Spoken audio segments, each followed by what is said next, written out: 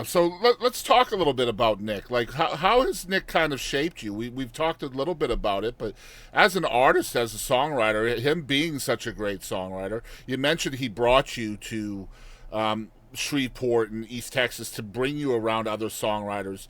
But what other ways has he kind of impacted you as an artist and as a human? God, as a human, he's extremely patient. And at the time, I don't know, like I was a very calloused individual before meeting Nick. And he's a great friend, even before we ever started dating, he's just incredible friend, always there. Very inspiring to be around, just down to earth, loving, loyal to his absolute core. And no, I absolutely adore that man.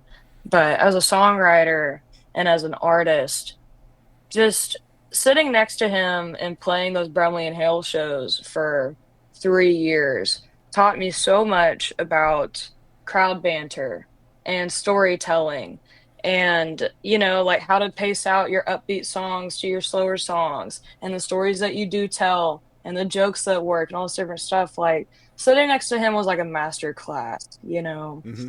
And I'm finally get to put that into play at my own shows now that I'm playing like solo full band shows and stuff. I'm just like, all of that is being played out, which is so insane to me because it's all him just in the back of my head. And also, something insane to me, the more I like kind of progress on the guitar, I could like hear little licks that he would do Yeah. and be able to like kind of map my way around, which is insane. Just like being around him so much, my ear is almost just like, oh, like that sounds like Nick, or this is what he might do. But no, I love it. He's influenced everything that I do creatively for sure. Yeah. So I'm pretty good at paying compliments. I'm going to try to pay you a really big compliment right now. I have two artists in mind that I feel like are heads and shoulders above when it comes to picking like the most cleanest covers to cut. Okay, and what I mean by cut is put them on a record. Okay, for example, with you, one of them was I had it here, the Lonesome Road song. On some road. Hold on. There were two covers I had listed from you, and somehow they got deleted. Let me get that. No, no, you're fine. There was Someday Soon Lone Star and State Lone of Mind Star. and Someday Yeah. Soon. Yeah, those are the two. Yep. So choosing cover songs to cut, right? I feel like you and Sierra Farrell are like the two best artists at choosing covers to cut. Aw, So that's so sweet. I love Sierra. She's one of my favorite artists. I love your takes on covers as well, especially those two. I've also heard some of your awesome covers live. So, what goes into the process for you to choose cover songs? Because these records only have so many slots for songs, and I know that you've written so many. So, to choose a cover over an original, what goes into that process? Yeah, so Lone Star actually was recommended to me from my manager, Larry Joe Taylor. We had just started working together, and I had never heard of Nancy Griffith at the time. And he sent me that song, and I was like, man, I don't know. And we cut it, and I fell in love with it, and that started my obsession with Nancy Griffith. I'm grateful for that. But Someday Soon, I've been playing Someday Soon since I learned how to play guitar, you know? And I first heard it from Susie Boggess, and then I dove into Ian Tyson quite a bit after I found out that he wrote it and became a huge fan. And I don't know, we've been playing that song the way it's recorded for a long time.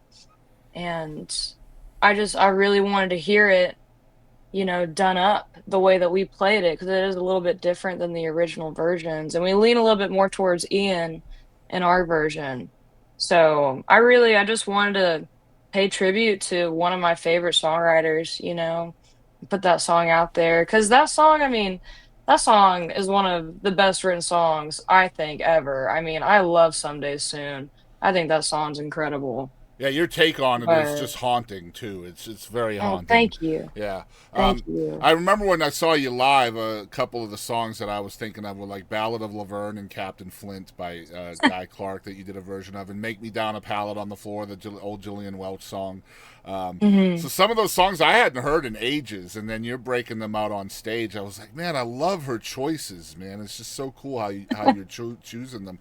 And you're right, they worked very well in the flow of the show too. So it was very cool. Yeah, good stuff. So Thanks. the new EP is called "Off to Find a Sunny Day," which was released this year, 2025. 5 songs. Um, this had to be a fun process for you, right? It was fun, and it happened very organically. So, I mean, some of the songs like Mountain Daughter were recorded 2 years ago. Yeah. So it happened organically. There was never really a plan going into the studio for the first time. And whenever we talked about an EP, they did have to sell me on it because I was like, man, I kind of just want to do a record first. But the EP made sense. And I was really happy to get just this little bite-sized bit of songs that kind of coincide, but not really, but find a way to try and make them flow in just a 5 song sequence and, naming it something that coincides with the message I'm trying to get out there. But no, it was cool. It was really awesome. I enjoyed it. I'm glad it's out there. Yeah, and it's you're killing it with it. Like it's just doing so well, I think, right? And Thank you. yeah, of course.